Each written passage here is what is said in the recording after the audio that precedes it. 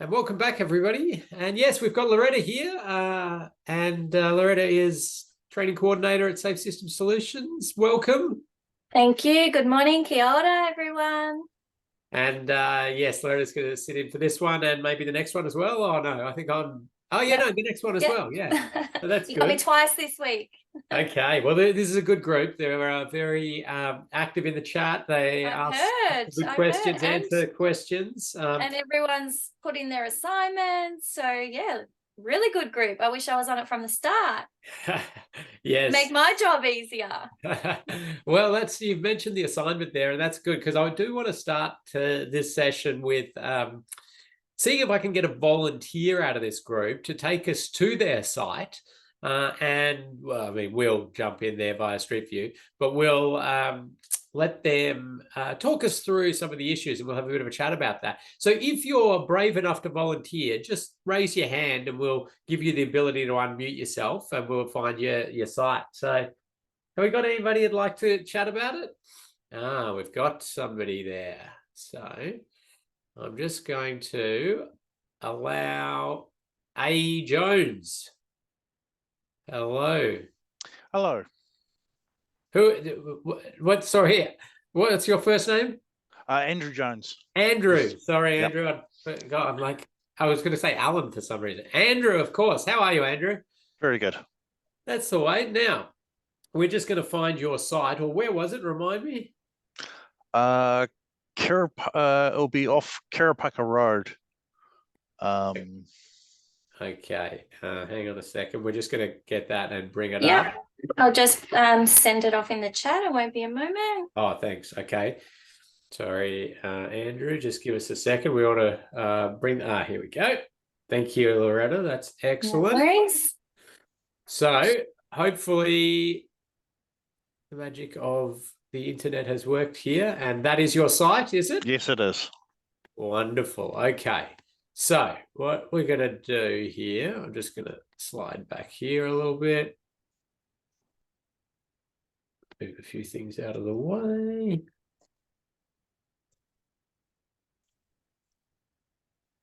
Okay, so let's have a look at this site, Andrew. Now tell us, just give us a little bit of background here. Any sort of context you can tell us before we jump into a few of those questions around exposure and likelihood and severity?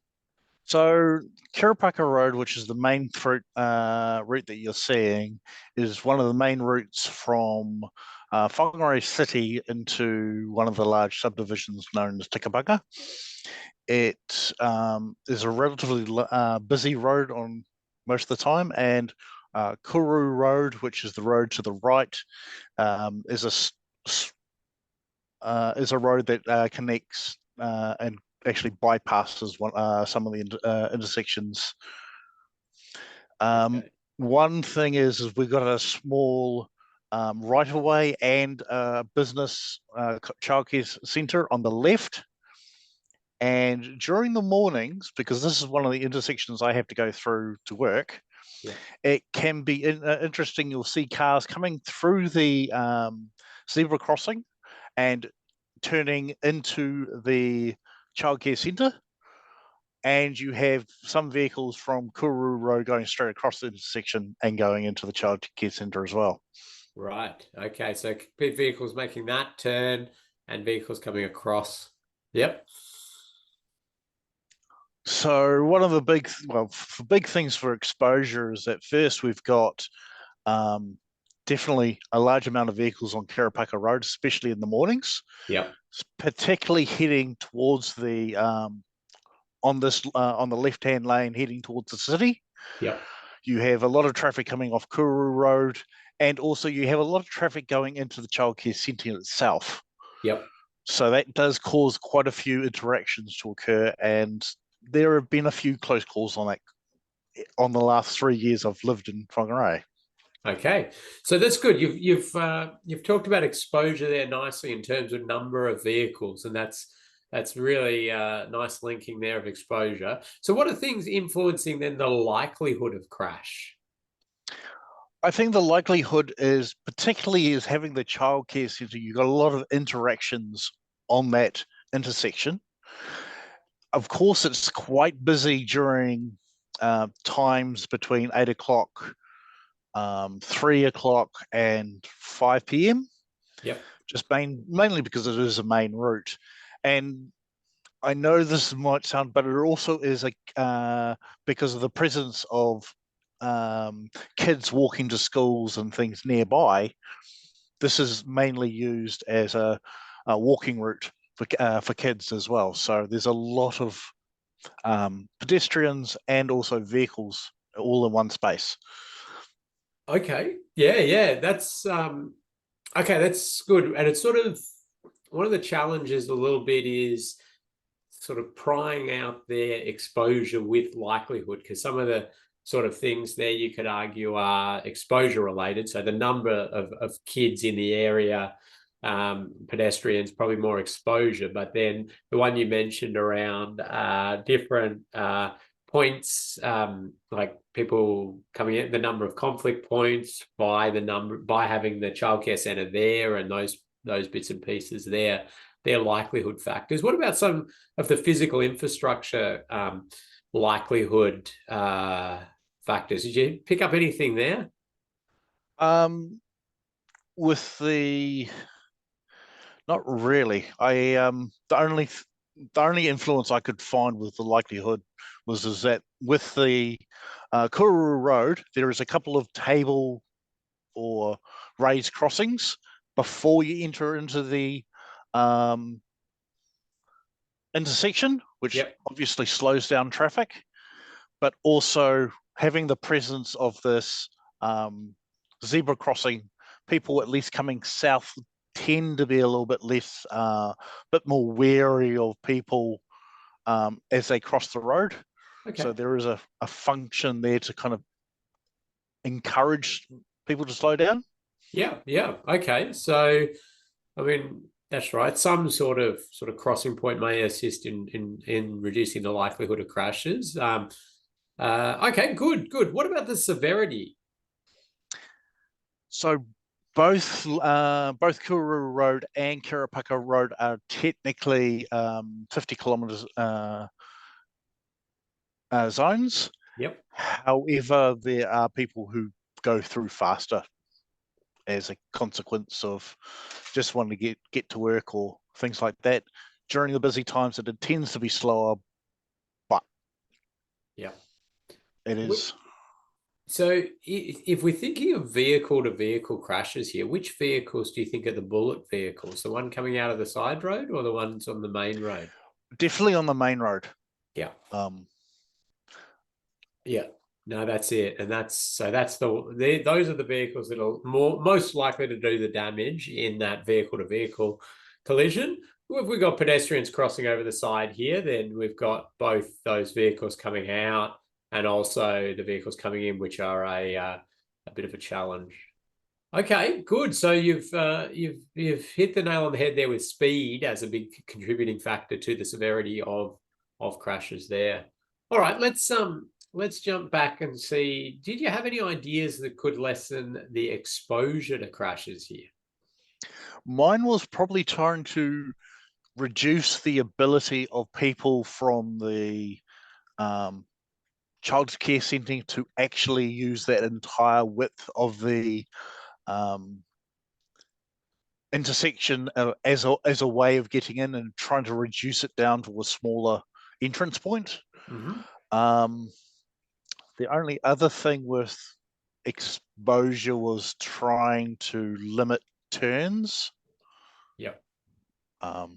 So this is where it gets a little complicated in that breaking up of stuff between exposure and likelihood. So if we did a very fine-grained safe system audit or safe system assessment in the sense of sort of gridding this whole intersection up, then you're right in terms of we could make some sort of argument around exposure. In common, more broad brush safe system audits, which is what, they almost all are, that, consolidating this to one single point would probably, we would just attribute it to the likelihood of crashes, because there's still sort of the same number of vehicles entering the childcare, exiting the childcare. So the numbers are sort of still the same. So we would say that it's less likely because it's all nicely sort of ordered into one point, which is more predictable and the like.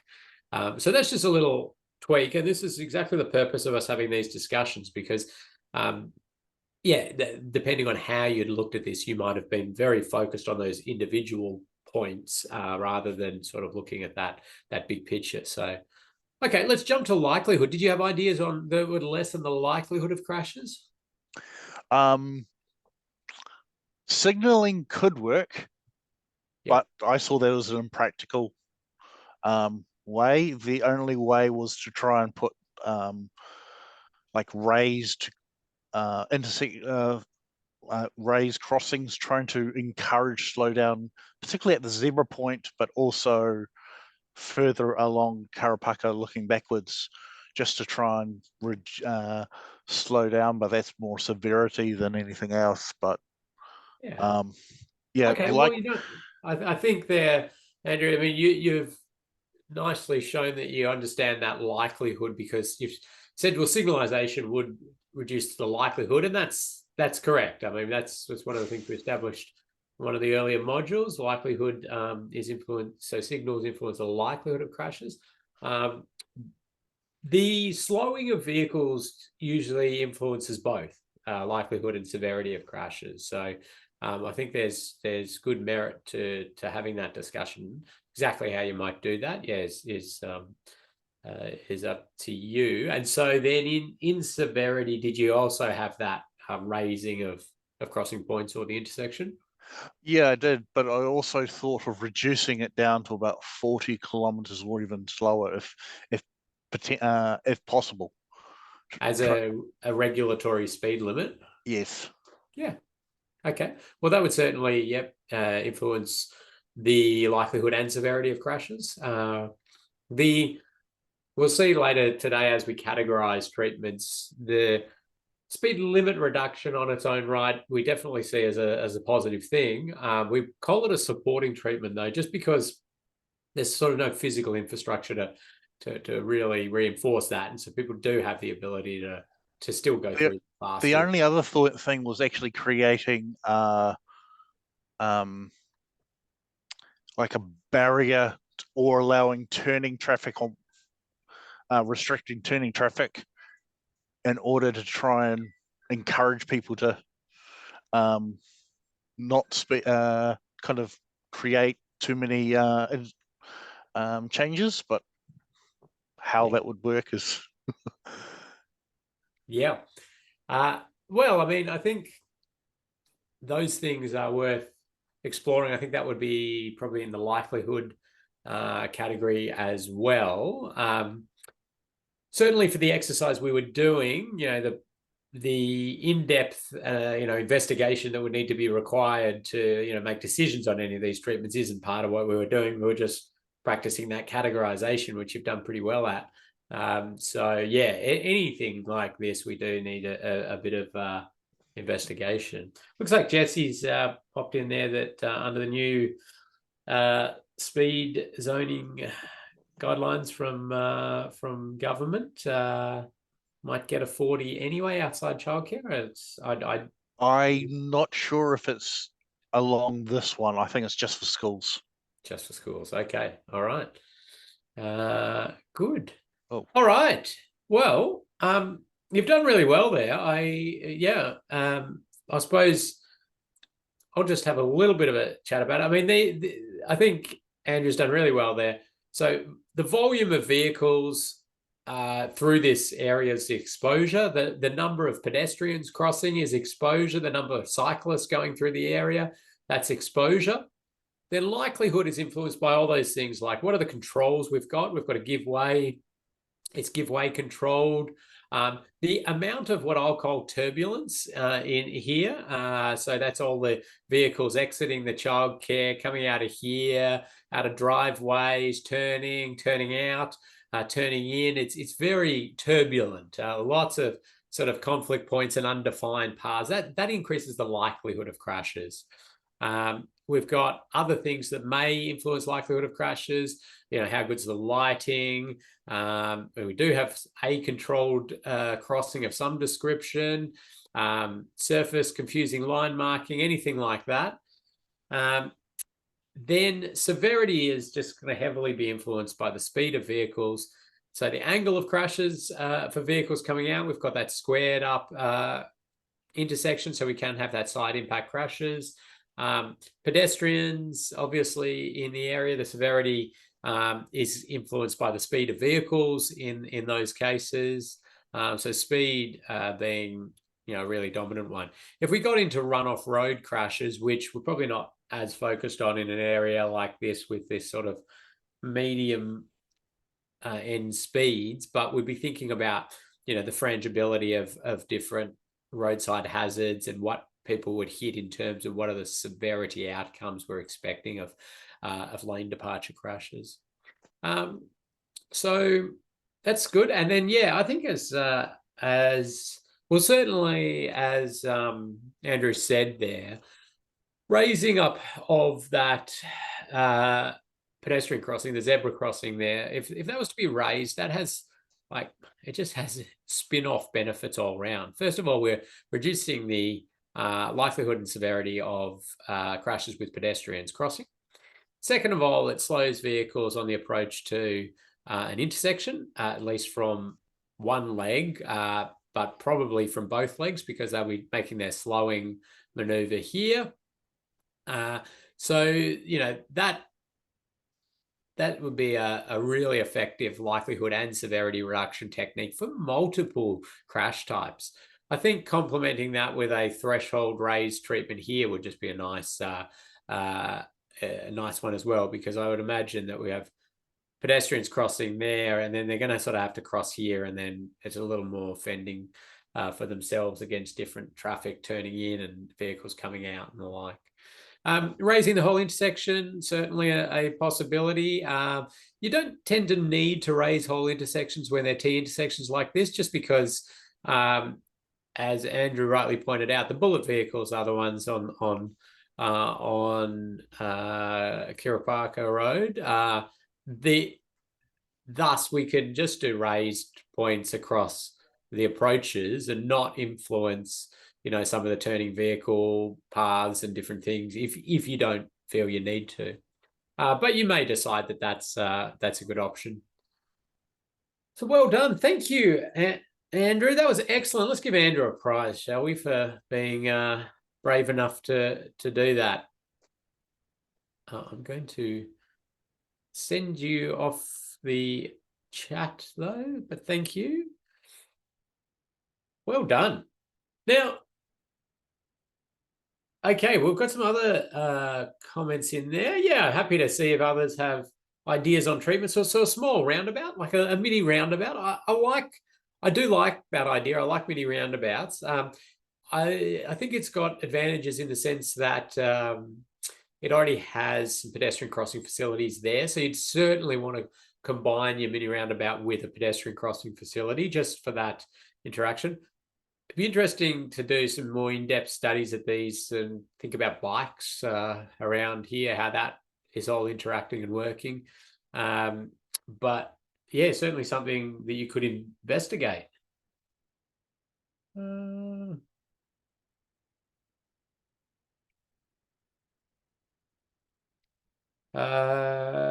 Raising just the crossing due to the closeness of the intersection could be a hazard. I'm not sure exactly what you mean by that, whether that's destabilizing turning vehicles or the like. That doesn't, certainly that from my perspective, just looking at it from this, I think that's plenty of space to line a larger vehicle up as it's turning for that crossing. I think that would be just a pretty good outcome all around, raising that. So variable speed zones, I like that idea. So and it links pretty nicely there with Andrew's comment around some times of specific activity that he was able to point out just from his knowledge of the area. And so you can use those variable speed signs to target those times of specific activity, if that's a way you like to enter in that. So I think Kathy's got a good idea there. Thank you.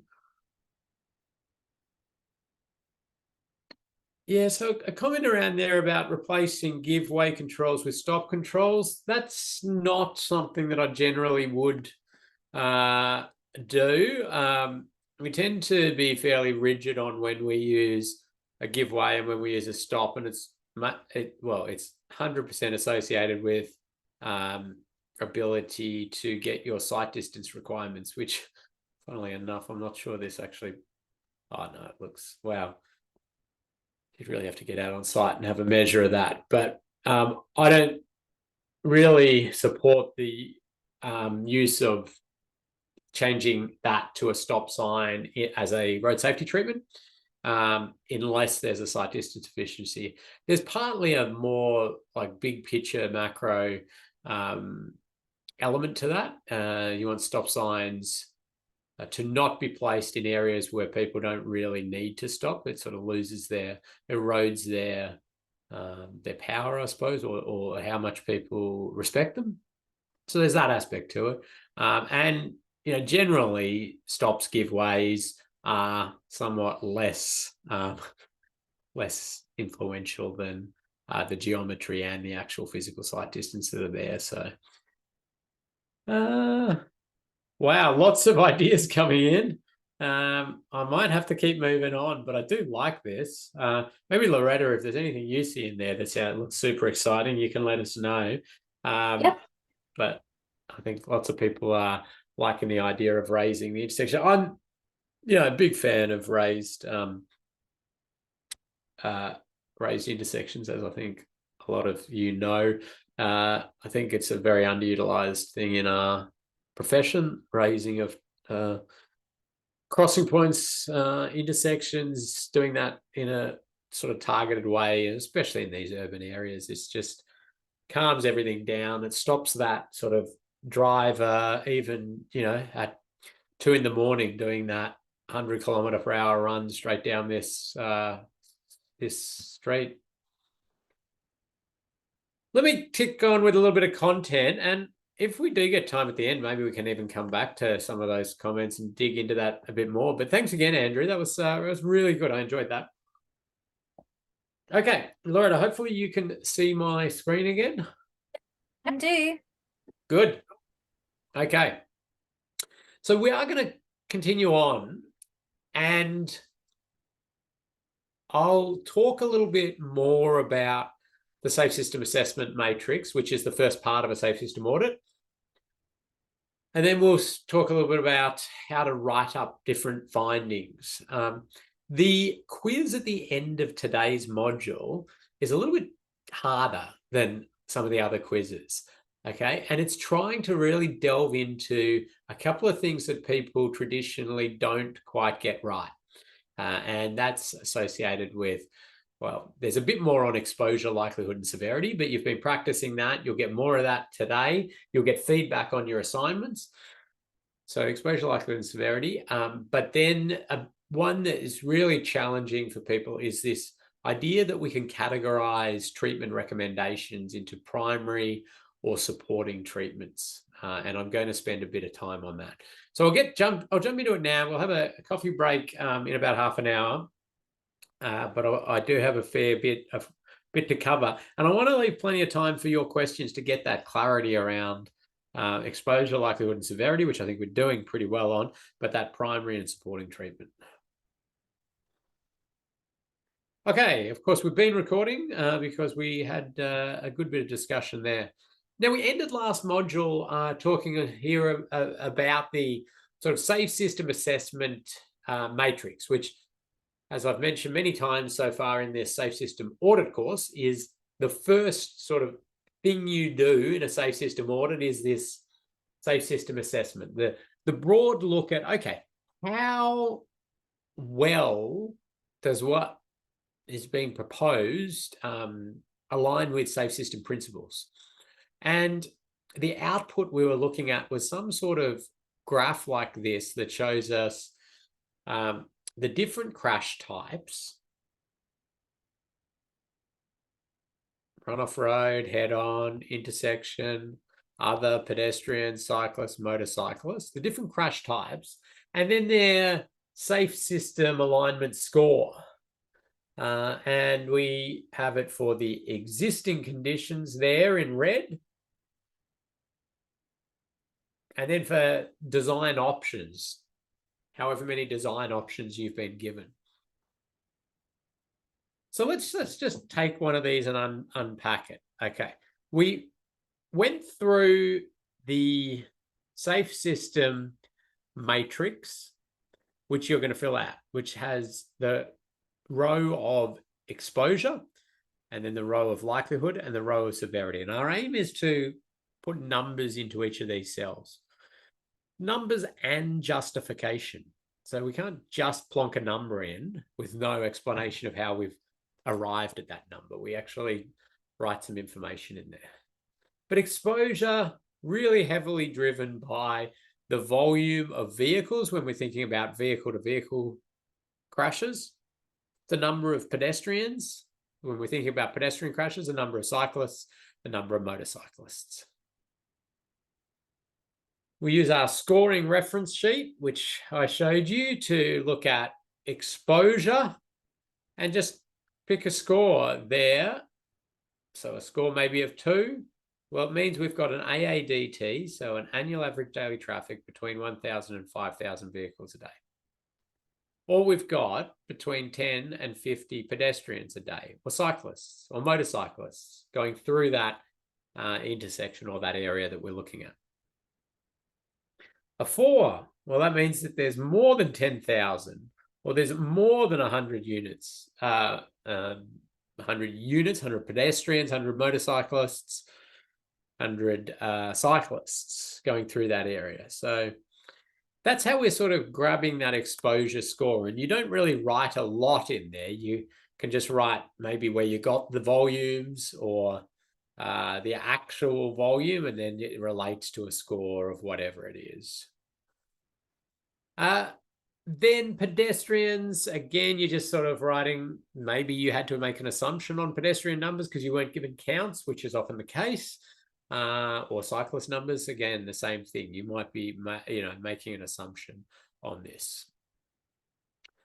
Motorcyclists, if you do 1% of the AADT, if you don't have any other information, you're generally about right, unless you know you're in an area that's got high motorcycle usage. Maybe you're doing a safe system audit of Coromandel loop or something like that. Well, that's going to have higher motorcycle numbers, and you'll have to make a judgment on that or get some counts. But in general traffic, you can sort of take, well, it's generally 1 to 2% is generally acceptable. But just 1% is easy to do in this. Okay, so you've got then an exposure score. Then you go to likelihood and you start listing all of these characteristics, just as Andrew is nicely doing there in the example. What are the characteristics of this from a physical infrastructure perspective or operation perspective that are influencing the chance of a crash happening? So those could be anything from, as you're seeing there, for run-off road crashes, we could be talking about the geometry. So that could be horizontal or vertical geometry of the road, could be, the presence of shoulders. Are they sealed? Are they not? Are there edge drop-offs? Where are their barrier systems? Are there hazards? How far are these hazards away from the road? Is there good signs, line marking, RRPMs, audio tactile edge line, audio tactile center line? Is the surface good? Is there lighting? The list goes on. Is it directly into the sun at some times of the year? It could be all sorts of things that are things you're factoring in, and you're thinking, okay, all of these things make it more likely, and these things make it less likely that a crash will happen, a run-off road crash will happen. And you go in through and you do that for all these, thinking about all these specific crash types. Now, remember, those 3 are vehicle-related crashes. These are crashes where pedestrians are the ones that are injured, cyclists the ones that are injured, motorcyclists the ones that are injured. Now, I say crashes, but I mean you predicting, you imagining a crash that could happen and a pedestrian would be the one that's injured, or a cyclist would be the one that's injured. The other is our little catch-all there for anything else. It's usually most influenced by AADT of vehicles, just like this one. So side swipes, crashes with animals and the like. But occasionally it might be something else that you're focusing in on. It could be e-scooters, for example. And the e-scooter numbers would be your thing that you would use, and you'd probably take that pedestrian number and replicate it there. So you're going to get to a point of having these numbers for exposure to crashes. Then you jump into the likelihood of crashes. You're doing this, dot pointing a whole lot of things out here. Then you go through and do all of that. Then you go into the severity of crashes. And we're talking then about, okay, well, what is the speed that these crashes could happen at?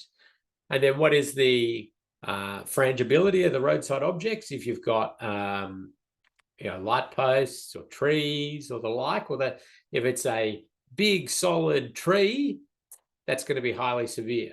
If it's a very thin twig little sapling, well, that's going to be less severe.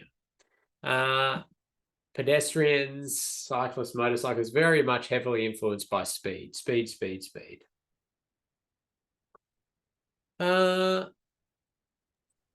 So then you've done all of that, and you go through and you collect your scores, as we were showing you last time, and then you multiply. You multiply down. So you multiply. You take your score maybe of a 2, and then maybe you put another 2 there. Maybe you put another even 2 there. Let's say you got 4, and then your score there is 8. So you're multiplying down each of these, and you get a score for each crash type. Oh, what have I done?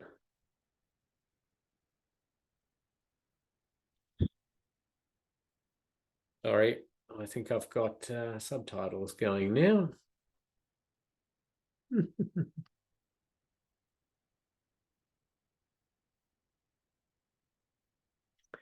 Okay, so we're multiplying down, you get all these numbers out of, and then you add them across the bottom, and you get a score out of 448. So I sort of raced through that again. I mean, I talked about this at the end of last session. I sort of talked you through it again. I'm going to now walk you through a bit of an example of this, just so you see it. And then you're going to get you're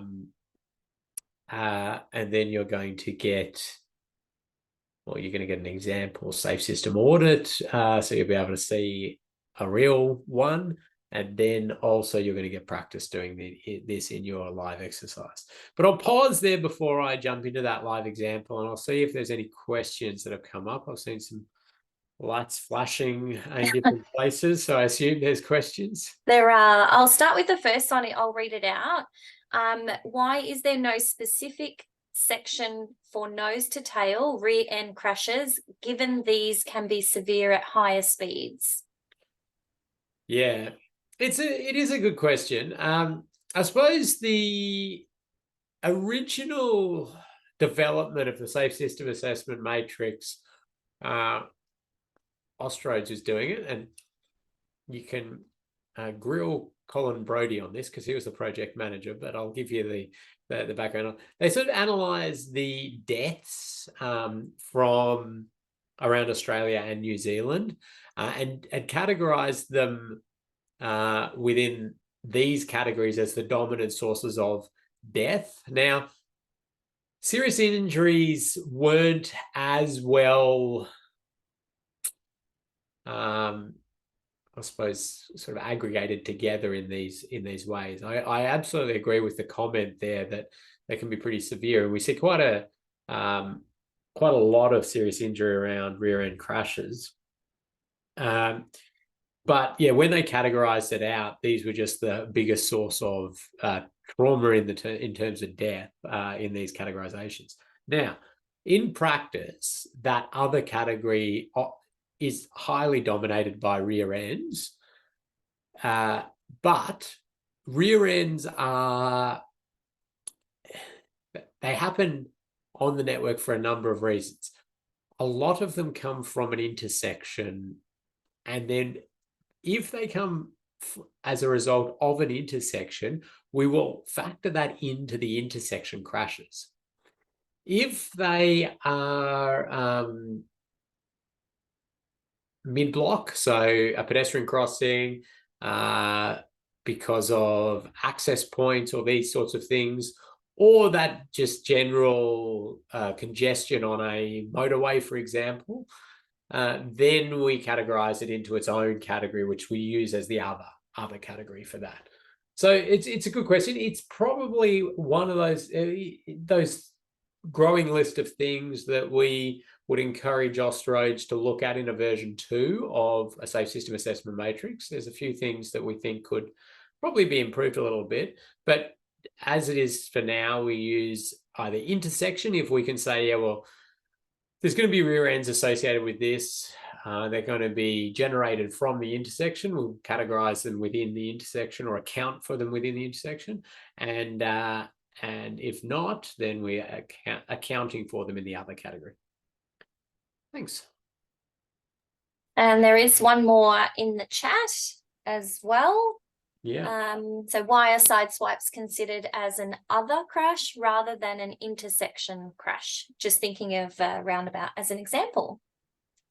Yeah, another good question. And this is exactly what we want to do. We want to get you clear in your mind here.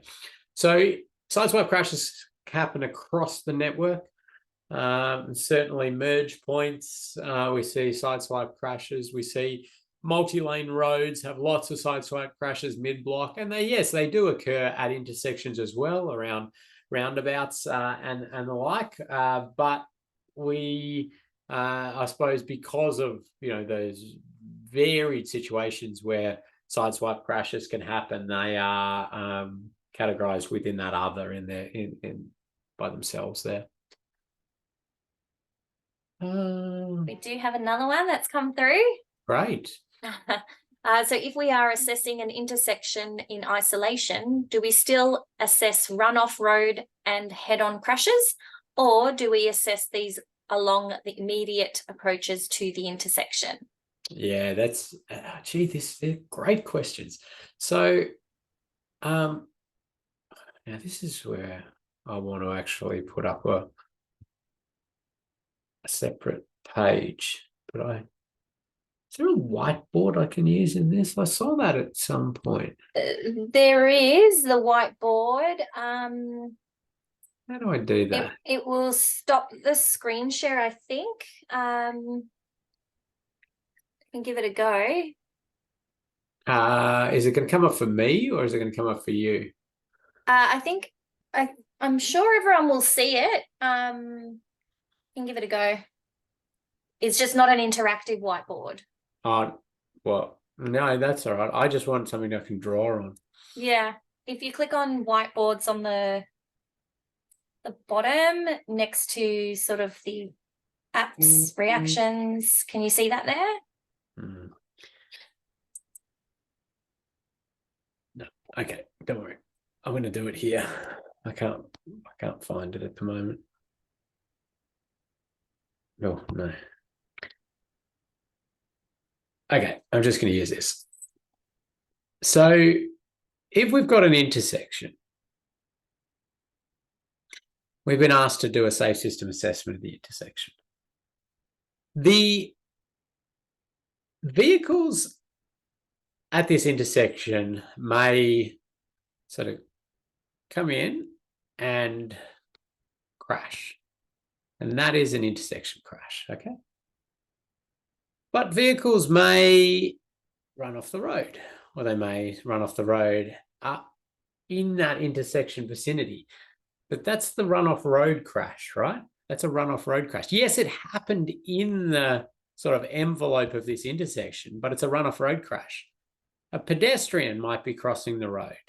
They're struck within the intersection, but that's a pedestrian crash. A cyclist might be going along through here and a vehicle turns over them in the intersection. That's a cyclist crash. Okay, the head-on would have to be a vehicle sort of coming through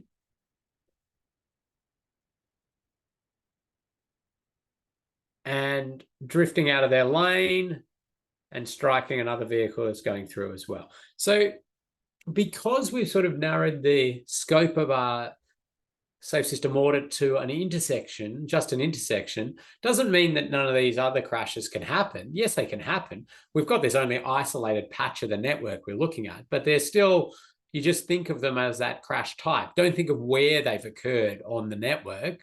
They happen to be in an intersection, but they are a run-off road crash. Yes, they ran off the road at the intersection. So hopefully that sort of clarifies that. And we do have another question. Thanks, Ken. Are private access connections regarded as intersections? No, so they're not, and they would be categorized in the other category. So if you had a mid-block length of road, for example, that you were doing a safe system audit on, so there's no intersections, but there are driveways and access points, you would essentially say that there is no exposure to intersection crashes because you don't have any intersections. And you would say that your other crashes, or you might say other crashes emerging from driveways, or rear ends associated with that potentially as well. You'd have those in the other categorization. There's something else I want to say on that. No, I think that should answer it. Oh, no, I don't know what I was going to say. If you, okay, there's some point of size of an access that you're going to tick it over to an intersection. Like, okay, you go, well, there's 2 houses that connect and they come out. No, okay, there's 4. No, and then you maybe go, okay, there's 10. Now we're kind of at a subdivision, aren't we? Is this now an intersection, or this is such a massive service center that are we going to call this an intersection or not? You know, there is a little bit of gray area and judgment required in there, but generally most of them we don't categorize as intersections. Okay, awesome. Thank you for the questions and getting that clarity. That's exactly what I want you doing in this. Get all those questions out now. Make sure it's clear in your mind. That being said, of course, when you do your test or your quiz at the end of the module, if you have a first go at it and you really don't do well and you're really confused and feeling all stressed about it or anything like that, we don't want you in that state. We just want to have some time with you to continue building up your competencies. So just book in a one-on-one bit of coaching with one of our safe system audit, senior safe system auditors, or somebody who's quite experienced in that space, and they'll be able to coach you through it. Iden from Auckland is one that's very keen to help out anybody who needs from our Safe System Solutions office there. Okay, so I think the best, or one of the easiest ways for me to sort of help you get your head, or continue to get your head around this, is to do a little bit of an example. But I do remind you of this colorful diagram, which I want you to use as some, general guidance. Okay, you need to be a little bit, have a bit of professional judgment with it, but it really does help. And you can see those 4, 3, 2, 1, or a 0, which were the scores we're going to put into that matrix. And you can think about crash types that you predict could happen at this location, and you can then look at speeds of that and the crash and get a score somewhere in that range.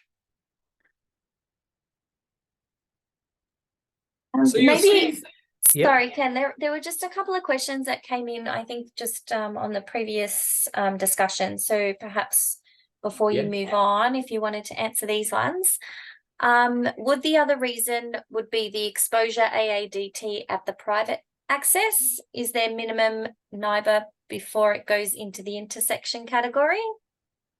Oh, no, there's no specific trigger anybody's come up with in terms of side road volumes to, side access volumes to say, that is now an intersection that I'm aware of.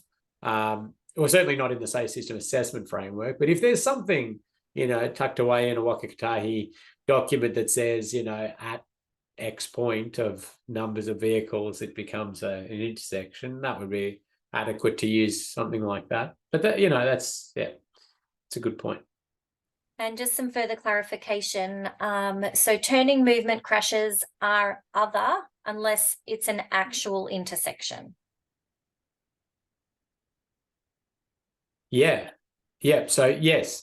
So essentially a turn off a road into a private access, you would have to be thinking about as another sort of crash type. Now, that's well categorized and clarified. Thank you. Okay, so the Waka Kotahi template document has been released, and it has this template for you to use, and we are going to give you this. It's a template for putting in your safe system assessment, so the first part of the safe system audit, scoring. And you can see there that we've got factors that increase the likelihood of crash, factors that decrease the likelihood of crash. And we want lots of dot points in here. So you're not just thinking about the bad things at this intersection or this length of road. You're thinking about some of the good things that they've got there as well. So it might be good lighting, there might be a good surface, there might be good signs and lines. You dot point all of that out, but then you might say the speeds are very high and the geometry is really bad, and you dot point those out. And you do the same for the severity of crashes. And you can see we're dot pointing out factors that influence the severity, so that increase the severity and decrease the severity, and dot points. Right. So I'll show you sort of how that looks, and then we'll have our coffee, I think. So the first thing you're doing is the existing conditions. So you're taking, say, an intersection that exists now. Maybe it's a give-way controlled intersection like the one we looked at with Andrew, and you assess it as it currently stands. Okay? And you'll be looking at how many vehicles go through there to get your exposure score, how many pedestrians, how many cyclists, how many motorcyclists. Then you're going to go to likelihood, and you're going to say, right, what are factors that increase the likelihood of crashes? And you dot point these out. You can see them dot pointed there. What decreases the likelihood? A few dot points there. And then you put a score. Now you can see this score has gone to a 0.5, and that's sort of discouraged, but okay. You can't go any more precise than a 0.5. We like to keep it at whole numbers if we possibly can. Most of the time it goes to a 0.5 is where the safe system audit team can't agree between a 2 and a 3, and they end up just splitting the difference and carrying on. But try to stick to a whole number. But you can see justification of this is kind of important. So that is the existing conditions. So let's have a look. So we've got this existing conditions. It's not that different to the one Andrew showed us, but it's got some differences. It's on the curvy road, for example. You can see it there. There's a bit more of it. It's a very standard type intersection. But they have a proposal to build a roundabout at that location. You can see it there. They've got a bit of a design, sort of concept level, getting an idea. Oh, I wonder how that would work. Could we fit it in?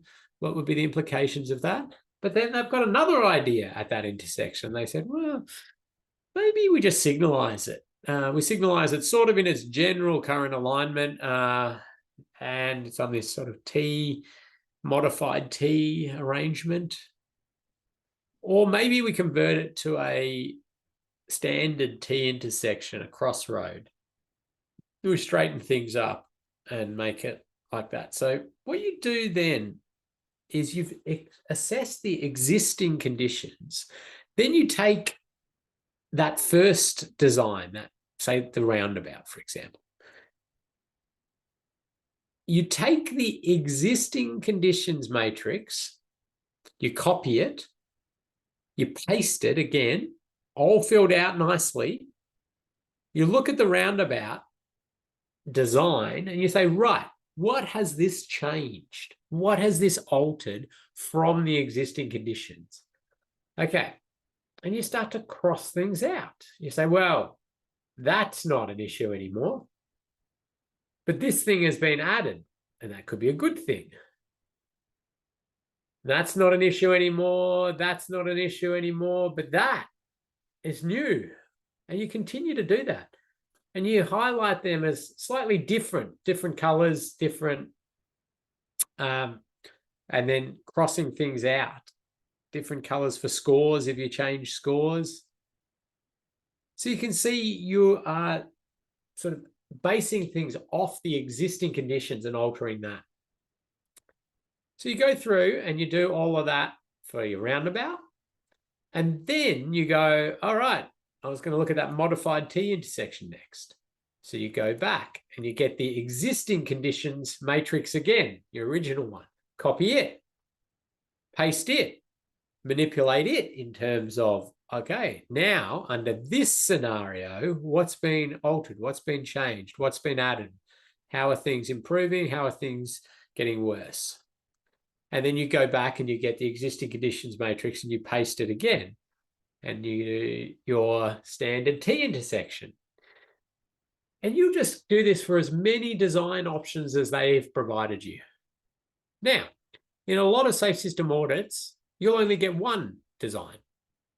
Okay, so you'll only do an existing conditions matrix and the design matrix, and that's it. And that's fine. But maybe they will be at a stage of looking at options and you'll be providing all of this. Now, what if you've got an absolute greenfield site? And by that, I mean like a site that is currently like a paddock. There's nothing there. There is no existing conditions. And they're building a brand new road through that paddock. Well, in that case, you just do the design. You can do more sort of complex analysis of, well, what are the existing routes that people take and analyze that? And then what is this new route? That's kind of easy if it's just a simple town bypass or something like that. You just take the existing conditions is the road through the town. The design is the bypass. But then you kind of need to do it gets a little complicated because some vehicles will still be using the existing roads. So you need to actually do another matrix of that. Okay. It's almost coffee time, but I think a question's come in, has it? Yeah, we have a question. What if the design is so radically different to the existing that it's not relevant to compare them?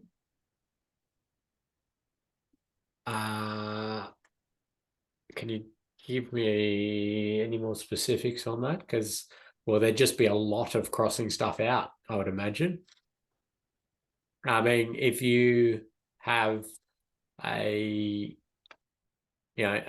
give-way controlled intersection that goes to a roundabout like we were looking at, that's pretty radically different in terms of the intersection control, but we certainly are able to use that as the base. So the example is removal of intersections, turning a road to straight corridor. No, that's fine. You can just use the existing conditions and modify it. There'll be a lot of crossing out and a lot of new things added, but you still do it.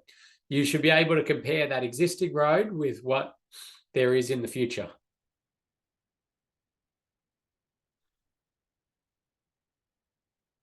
Okay. Good, thank you. Keep the questions coming in. Is it break time? Almost. Not yet. Gotta work hard to get this break. So one advantage we have with the this process is that we can give overall scores of safe system alignment with different options. You can see it sort of represented here with some numbers in a table, and just using these to sort of easily remind people of what we are looking at. I like to try to make it easy for people, 2, 3A and 3B, you're always jumping back and forth in your report. What was that one again? Yeah. But you can see there, 118.5, everything here improves alignment with safe system principles. So it's going to make things better. The roundabout in this case appeared as the best alignment with safe system principles. It's not perfect. It's not a 0, but it's the best of those 3 as they exactly were presented. Some people like to put that in an overarching graph just so people can sort of easily see that. That's up to you on little bits of representation. But where graphs are commonly used, and this is common standard practice, and this would be expected to be seen in your safe system audit up front, is this one which we started on, where people can sort of easily see where risks are going down, where risks are going up, and what's the sort of magnitude of risk reduction we're expecting to get. So that will be an exercise that you will be doing as part of your safe system audit, mock safe system audit that you'll be doing as part of this course of final assignment. So if you're still unclear on how to do this, ask some questions now or over the next couple of modules. As I say, you'll be given an example, so you'll be able to look at an example of one that's sort of fully fleshed out, and you've got a couple of questions in some quizzes to help you get clarity. But now I think, Loretta, is a good time to have that break. I'm going to put this one up on screen just as we tick into the break. New intersection being designed, and we'll pick up at this point when we come back in 4 minutes and 38 seconds. Sounds good. See you then.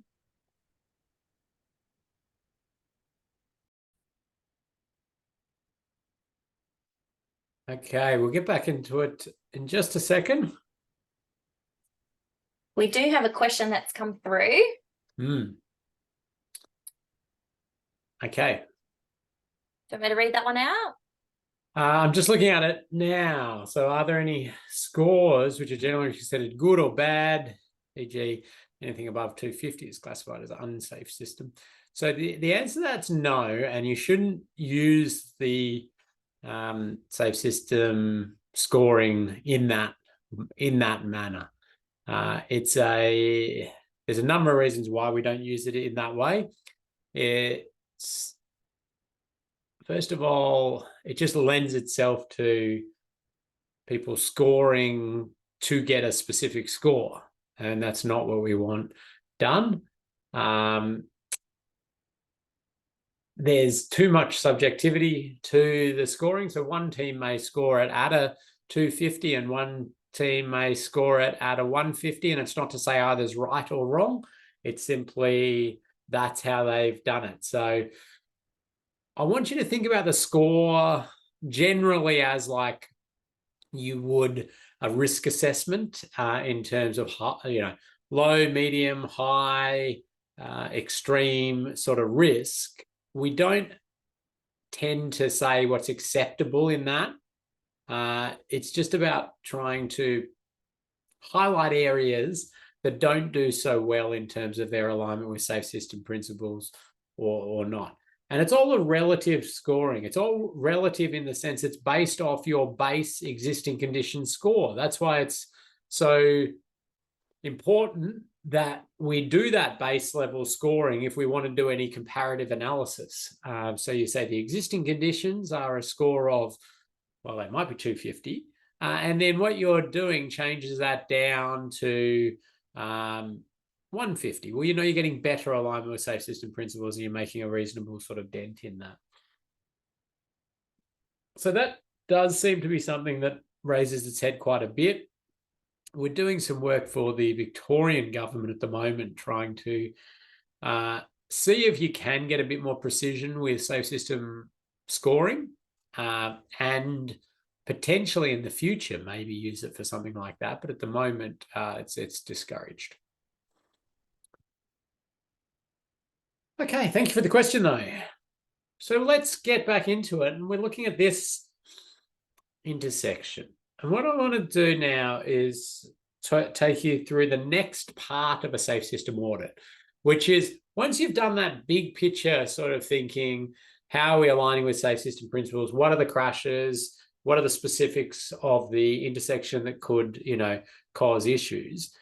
You take particular issues, all right, and then you present those as findings, and you drill into the details of explaining the issue and what could be done about it. You risk rate it individually.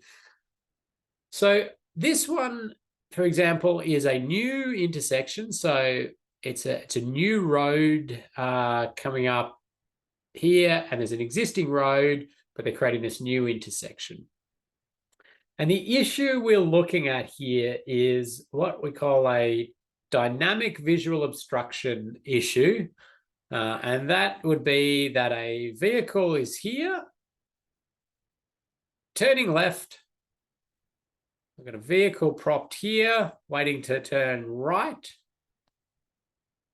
And they're looking down the road here, but their sight lines are blocked by that left turning vehicle.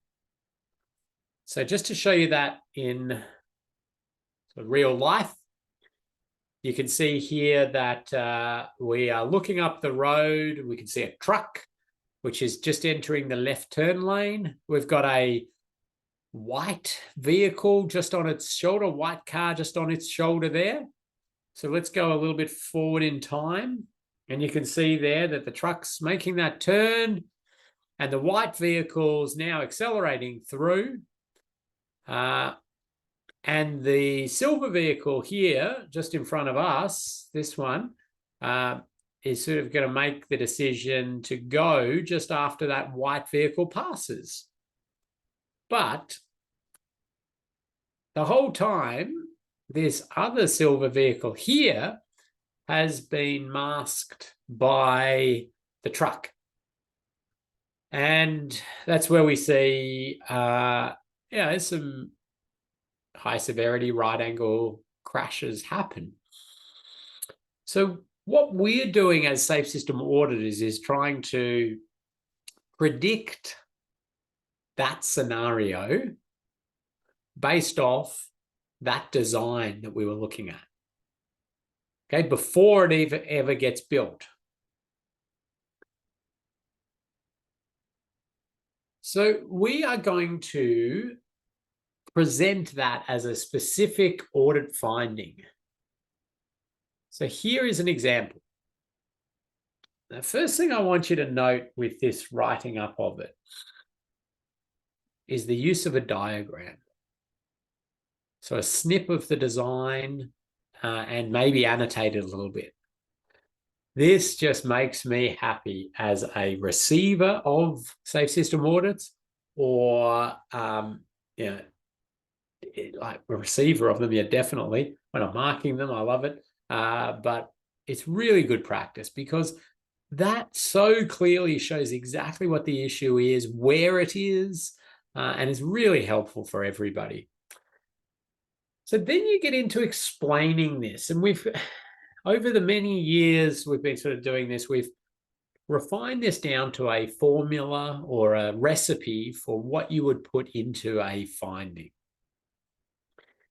And what you would put into a finding is sort of these 4 elements.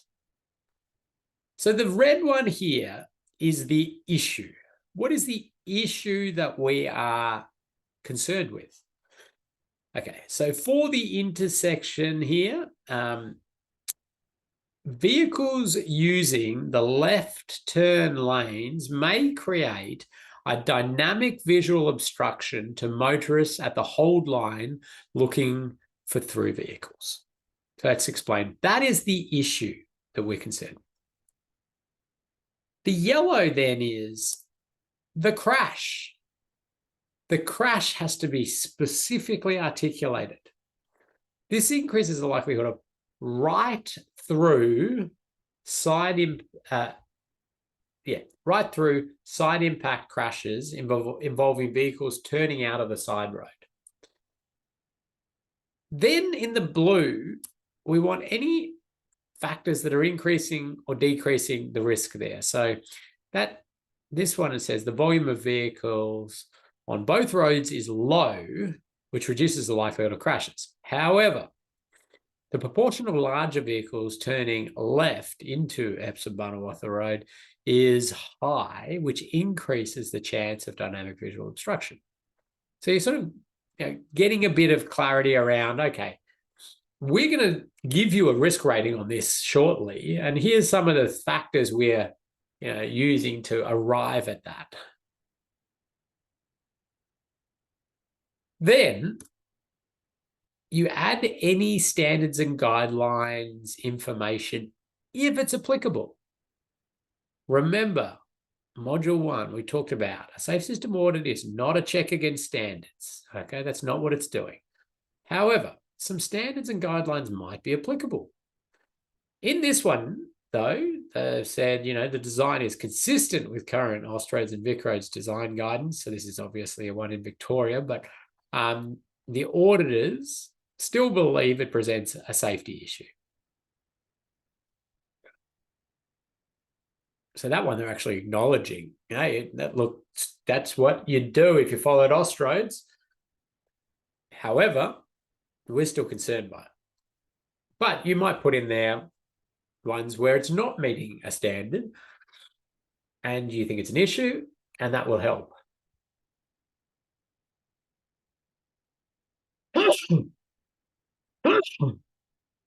Excuse me. Trying to hit the mute button, but I didn't get there. Anyway, okay. So let's give out a prize. I've been a little bit slack on prizes today. Yeah, I thought you were actually. I was wondering what was going on. Yes, no, Marissa was inundated with prizes to give away, and I haven't. So what does risk equal?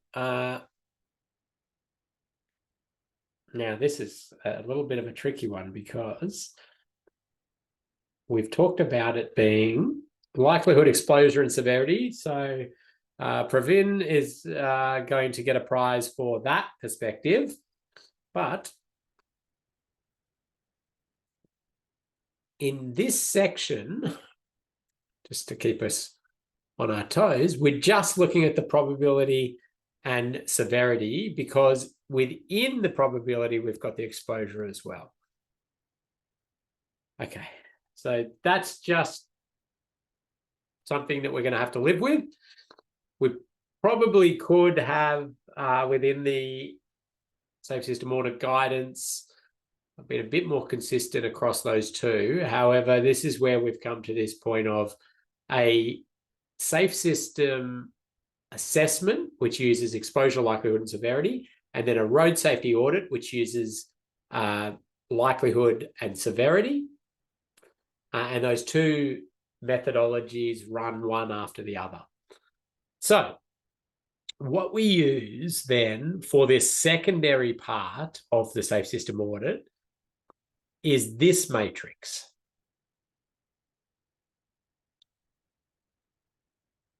Probability of the crash includes exposure and the severity of the outcome of the crash. So we've taken an individual issue, we've described it, and now we need to risk rate it. And that's where we go to this matrix. And we say, what's the chance of the crash happening? And that's going to be based on how many vehicles there are, the exposure, and then all those characteristics. And then when it does happen, how bad is it going to be? So we might say, well, it's unlikely that that's going to happen. But when it does, it's going to be serious.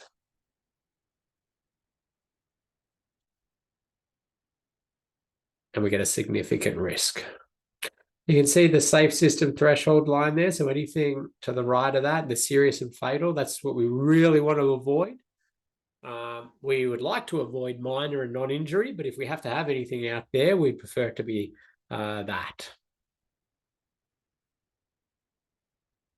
So there's, in the current Waka Kotahi guidelines, there's not much more guidance on what is very likely, unlikely, very unlikely.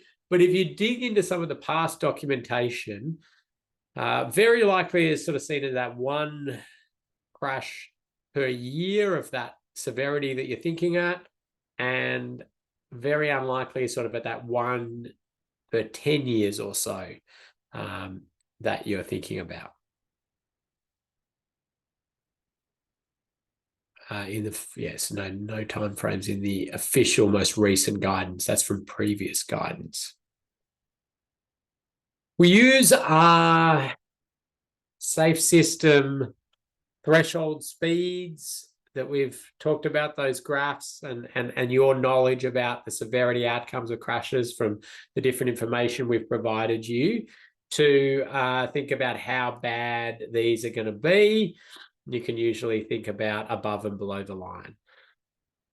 So this is where we're at. We've found that issue. We've described it using that formula, and now we're risk rating it. So we're saying, okay, very unlikely, maybe once every 10 years. It's not once every 10 years that this confluence of events will happen, that there'll be dynamic visual obstruction, but it will result then in a fatal crash.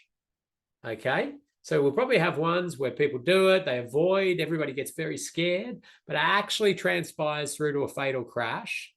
Okay, we're saying once every 10 years or so. So we go very unlikely, but fatal, and we draw those together and we get significant. So that's how you then write it up. We like to color the cell if you're going to do it in a table, although the Waka Kotahi template you'll be using doesn't have this specific table. You've just got a point where you put the risk. Anyway, I'll show you that shortly. Okay, so that's the point where we've found the issue, we've highlighted it, we've described it, we've risk rated it. I'll pause there and I'll see if anybody has any questions or comments. Yeah, couple in the chat there, Ken. Good, thank you. Okay, so how does the SSA threshold line actually impact the assessment other than separating high and low risk issues? Yeah, it's a fair call. So the Ostrodes matrix is actually slightly different. It's 5x5 matrix, risk matrix, with a bit more common risk matrices. And you can actually, within that one, get high risk either side of the line. But in the Waka Kotahi one, the 4x4, you're kind of right in saying that that line, anything to the right of that line is either serious or significant. Anything to the left is moderate or minor. So, is that not line actually needed? Well, I suppose it's a good reminder to everybody of what we're really, focused on when we're thinking about addressing these risks. So, but yeah, I mean, I can sort of understand why that comment's been made. Could you use the CAS, the crash system, to get figures for the 5 to 10 years crash history? So I would discourage using crash history as a driver to get this information for a number of reasons. Well, one is that you're most likely doing your safe system audit on something that does not exist. Like this intersection we're looking at now doesn't exist. How can crash history be relevant? And if you have an existing intersection and you're making major alterations to it, how is the past crash history with a completely different intersection form relevant to the future, like in terms of working out a risk? Where the crash systems and crash data and things can help you is gathering your understanding of what sort of numbers of crashes do we expect at different intersections and intersection forms. That'll help you for predicting future ones.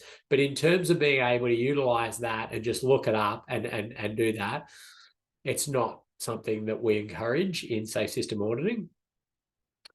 You may use some crash history to get a bit of a feel for what types of road users are involved, using the area and the like.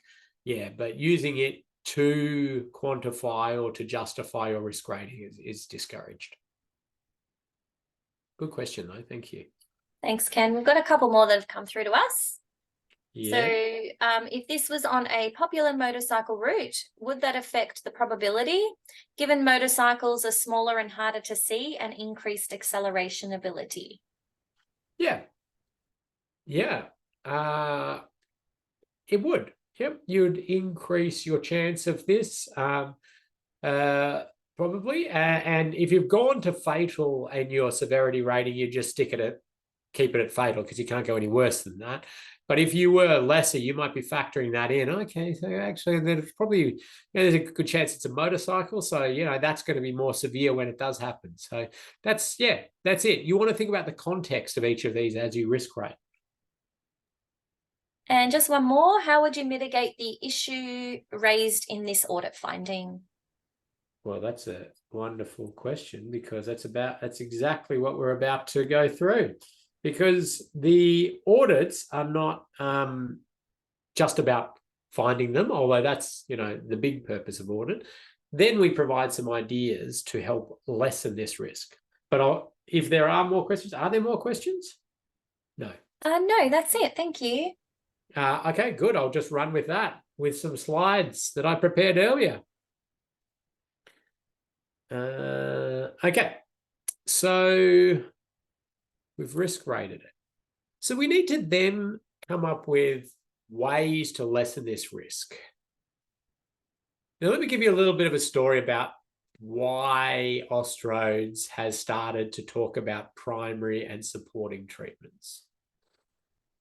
This issue, is something that's been known for quite a long time. And we have lots of road safety audits out there that have been done on this, or safe system audits that have been done on this in the past, and they've identified this issue. And then the recommendations have been quite varied. We see a lot of these audits have come in and, they've looked at this. Well, I should say, some of them have ignored it completely because it meets the standards and guidelines. Now, that's just incorrect auditing. They should have pointed it out. Even though it meets standards and guidelines, if they're concerned with it, you point it out. Then the recommendations, some have simply said, well, put up an intersection warning sign. Okay, now, that's something. But is that actually going to make a difference? Have we addressed the inherent risk here? Have we addressed the severity of incident that could occur? No. Very minor. Very minor. So how do we sort of display that when we're making these recommendations, the sort of magnitude of impact they're going to provide? Well, this is where we now start to categorize it. So when you make that recommendation, you're either calling it a primary recommendation, primary treatment, or a supporting recommendation, a supporting treatment. Now, this is where it starts to get a little bit tricky, because I want to put a little, I suppose, handle on this, because I want you to think of these as buckets. Buckets of balls. Let's think of them as buckets of balls. Going with this analogy now to try to reinforce this. Okay. There are a whole lot of treatments in that primary bucket that you could choose from. Could be a roundabout, could be a raised intersection, could be a closing the intersection. These are all primary ones. And there are a whole lot of things that could be done that are supporting. Could be lighting, could be changes to the line marking, could be that warning sign, it could be other, treatments like that. Now, your job is, when you think of a treatment, is to work out which bucket is that sitting in. You do not need to provide a primary treatment as your recommendation. We would love you to do that. That's going to show that we're really starting to strive to push to get our safe system highly aligned outcomes. However, there may be situations where you just really can't work out what that primary is, and you are welcome to just put a supporting treatment or multiple supporting treatments. You might actually say, well, you know what? There's actually 2 possible primary treatments here. So you put 2 primary.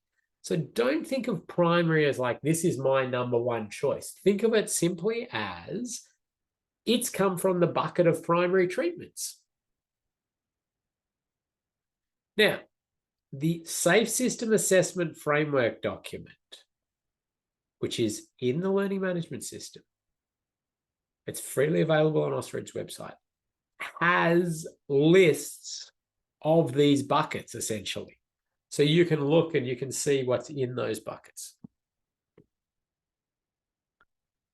So we then start to say, okay, what could we do? And here you can see implementation of measures to reduce the speed and or angle of impact at this location. This could be achieved with a roundabout, primary. So that's a primary treatment, a roundabout. If this cannot be achieved, implement measures to improve sightlines at this location, such as increasing the offset of the left turn lane, or relocating the hold line forward, provided that this can be done safely. So the interesting things to note about this is that they've said what the primary treatment, what a primary treatment could be. There could have been multiple primary treatments, but they've said a primary treatment here. Now, they then could have left it at that. However, I think this audit team is smart enough to know, okay, a roundabout would be great here, but this project team is probably going to be constrained by a whole lot of things, right? So let's make sure that there's some other options if they just can't get that roundabout in. Yeah, and that's the reality of the world we live in, is that they might be stuck with land constraints. They'll certainly be locked in with budgets and the like. Now, hopefully they can push and they can ask and they can say, hey, we've had a safe system audit. It's saying a roundabout should be at this location. See if they can do that. But if they can't get that in, all right, then we don't want to just do nothing and just build this. Well, let's try to offset this lane. So we've opened up that sight line.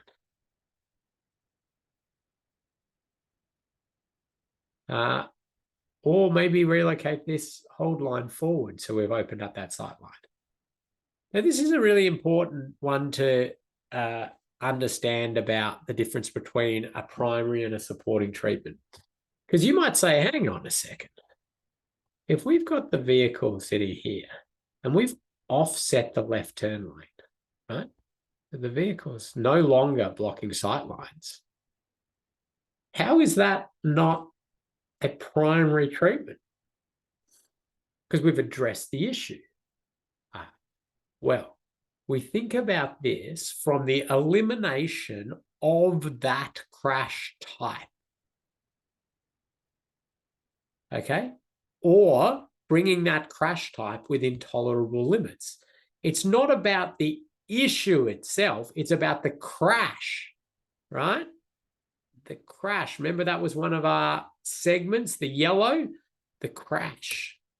So if we look back to our buckets, road planning, design, and management considerations that virtually eliminate the potential of fatal and serious injury occurring associated with foreseeable crash types.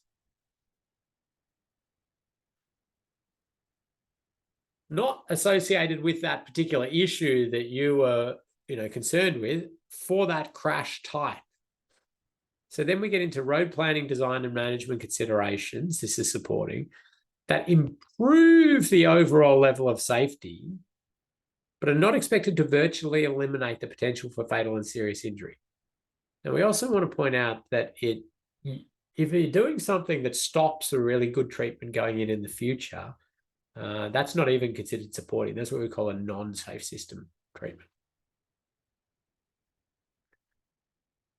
Now, I've left a good bit of time here to have people ask questions, because this is a hard one for people to get their head around. I'm probably going to I'll show you another example of this, because I want to continue to help you get your head around it, but it is slightly complicated.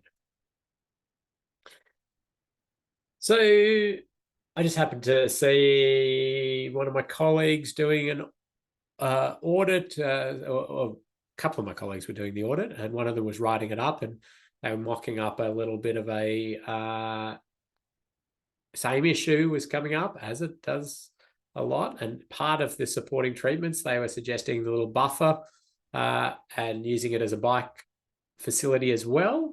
Now that's a supporting treatment, right? Yes, they had more primary treatments, roundabouts, raised intersections, all of those sort of things as well.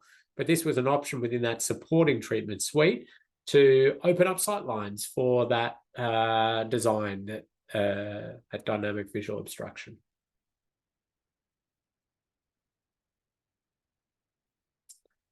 So really, for a treatment to be categorized as a primary treatment, it's either got to address the consequence of the crash. So bringing speeds, angles, or managing energy to within what we know is survivable, so under that threshold line, or you've got to virtually eliminate the possibility of that crash happening.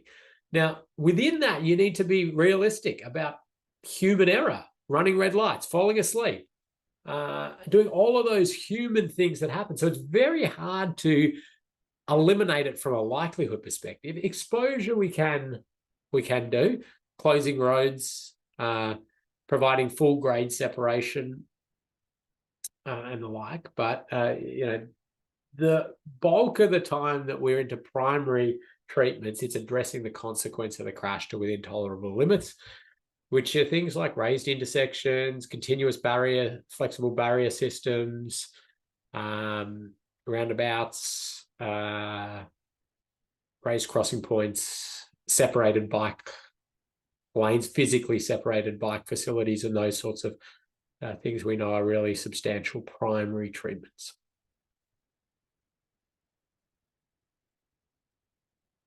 So the Safe System Audit template for New Zealand looks like this.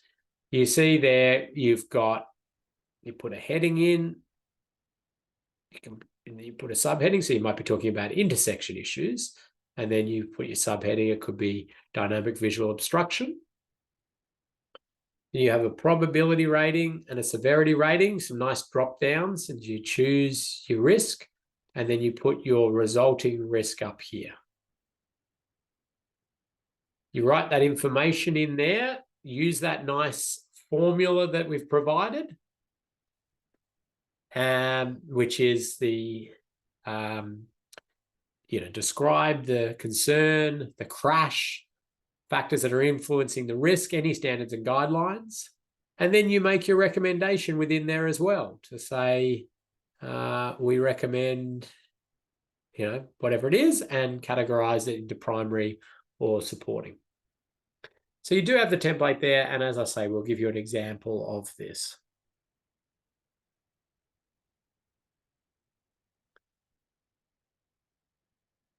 Let me take you through, I suppose, that wording of an example, that wording of a finding as an example here. So to just say, like, this is a different issue. Right turn bay is too narrow. I mean, that's not a great wording of a finding, because I'm there going, which right turn bay? How much too narrow is it? And what actual issue is that going to cause? This is better. So at least we know where, because we say right turn bay from main road to side road is too narrow. increases potential for sideswipe or rear end crashes. Austroad's road design guide states that a minimum traffic lane width should be 3.3 meters. Okay, we've got a bit more information. But this is what we're aspiring to. And you can see there immediately, I've got a diagram. I've got something pointed at it. Okay, I can see there's a 2.9 meter right turn lane there being proposed. I know exactly which one we're talking about, and I know the issues. And then we've nicely got main road to side roads, too narrow width for adequate storing of vehicles. Vehicles will encroach into the same direction lane, forming a turn or waiting, especially if more than one vehicle is queuing. So the issue is nicely described. Then the crash. This therefore will increase the potential for sideswipe or rear end crashes. And then we've got some risk factors, particularly under wet weather conditions and at night. Concern is likely to occur occasionally and is likely to cause fatal or serious injury. And the standards or guidelines, if applicable, and this one does have a standard or guideline. It's in the Austroads guide. Road design states minimum traffic lane width should be 3.3 meters. So there you go. That's reinforcing that. Use the formula. Nice diagram there to help us all out. Okay. I'm going to pause there and see if we've got any questions. People want clarification, and I may do one more example of so that primary supporting, because I think that's one is probably still confusing people a little bit.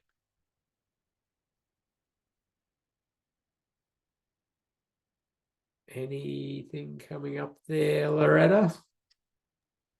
Not yet, but people could be typing it out. That's fine.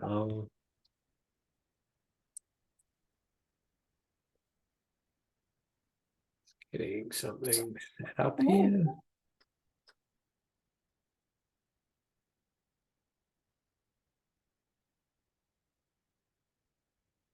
Nothing yet. Perhaps your explanations have been good and everyone's understood. We'll let the after module quiz be the judge of that, Loretta. Let's do another example just to help people again. We did have a chat come through. Primary changes the type of crash and supporting helps reduce the severity. That's just come through. No, not quite. So it could be the same crash type. It'd be the severity that would most likely be reduced by the primary treatment within tolerable levels. Let me do another example just to explain. Let's do another sightline example. We've got parking up to this intersection.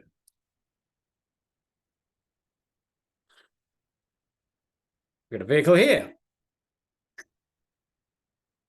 We've decided that's an issue. Not enough sight distance because of the parking.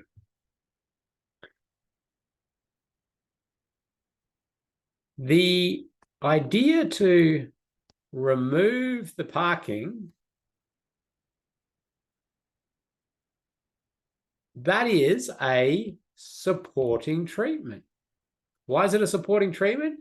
Because this vehicle can still come out here when they've, with a bad choice, even though they can see down the road, and be struck by this vehicle at the same speed, the same angle, the same severity. It's just less likely to happen.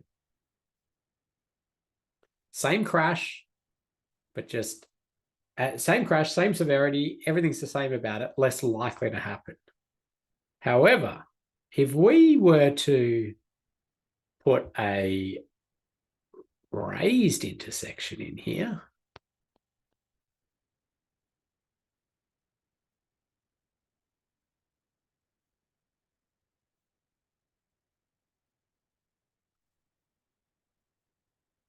of a sudden, yes, we've got the same crash that could happen still, but it is going to be at much lower speed because this vehicle, the bullet vehicle here, has lowered their speed. So when that crash happens, it's likely to be generally within our tolerable limits. So the raising of the intersection is a primary treatment. Roundabouts will do the same for this crash that we're looking at, because they will reduce the speeds and probably angles of crashes at this location. Again, we're going to be into this slower crash, more acceptable angle potentially. That crash, again, will be within tolerable limits. So that's primary.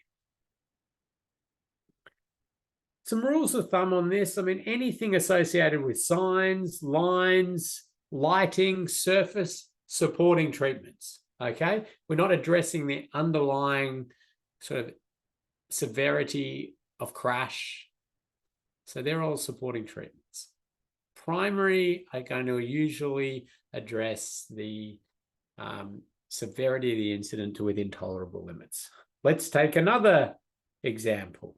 How am I going to do this? Draw a nice road cross section here. Cool.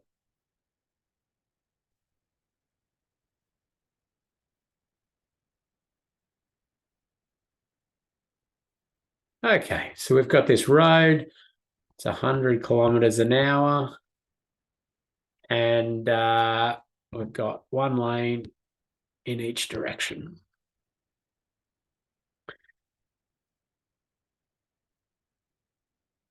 We've got a concern of vehicles departing their lane and hitting the trees, or if they miss the trees, rolling down the embankment. An option would be to remove tree, flatten out embankment, good bit of earthworks, right? And so what we've then done, plant some trees way back there. What we've then done is sort of remove the immediate hazards and flatten things out. But that is a supporting treatment. Why? Well, the vehicles can leave the road. They can still get there. They're less likely to get to those trees. They've also got the ability to roll over in this area. And we know we see rollover crashes occurring in these areas. Okay, so yeah, that one is a really, it's quite an effective supporting treatment, but it's not our primary treatment because we know these high severity crashes can still happen, right? The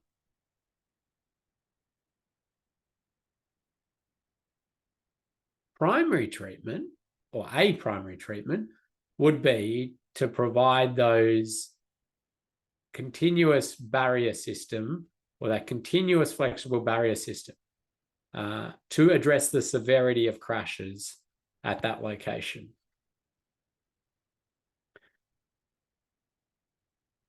So that's just for the run-off road crash. Yes, you'd think also about the head-on crash risk. Okay, and a central barrier system there would be a primary treatment. And things like audio-tactile centerline, wide centerlines, they're supporting treatments. We're not saying they're bad things to do. We're just saying that that's not going to virtually eliminate death and serious injury. But the barrier system will. It will virtually eliminate head-on crash.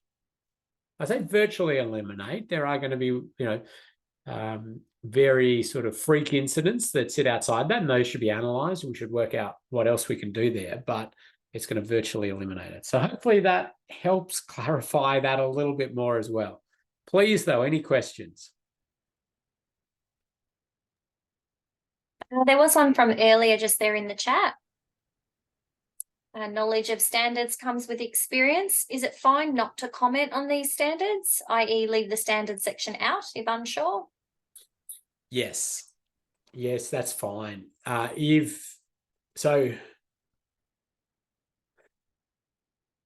We'll explain this a little bit more next week where we talk about undertaking safe system audits of designs and sometimes detailed designs. You really do want to have a team that it does include somebody who has experience with lots of the standards and guidelines and understands really technical elements. But you'd certainly add value as somebody who's not so aware of that, because you're able to provide that common sense check on it and look on things and not be clouded by some of those standards and guidelines. And not bogged down by, oh, well, that's the way it's done and it's always been done that way, and these sorts of things. You provide that common sense look at it. It's then the responsibility of whoever receives that to make the decision as to how they're going to address it. So definitely put it in your issue. And don't worry about standards and guidelines if you don't know them, or you're not sure if there are standards or guidelines around that. Just put the issue in, we want it stated. We want it always critically analysed, rather than just saying, "Oh no, there's a standard out there that covers that." Wonderful. Well, this is good. So now everybody's got 10 minutes to have a first go at this quiz. And I tell you now, it's a little bit harder than the other ones you've been doing, because we're trying to really make sure everybody's got their head around exposure, likelihood, severity, and this categorization of primary and supporting, which I've been through a few examples here. You've got some more examples in the quiz. But yeah, Loretta will just show you, I think. Yep. You can see your screen, just where we're going for this one.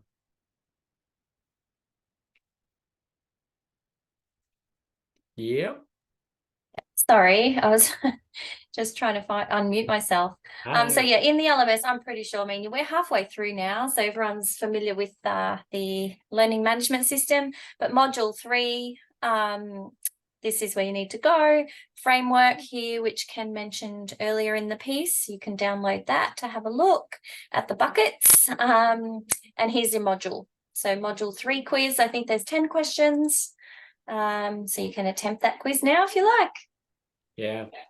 And of course, as we keep saying, if you're struggling, get in contact. We'll have a one-on-one coaching session with you and help you get your head around this. Otherwise, we'll see you on, what is it, Friday?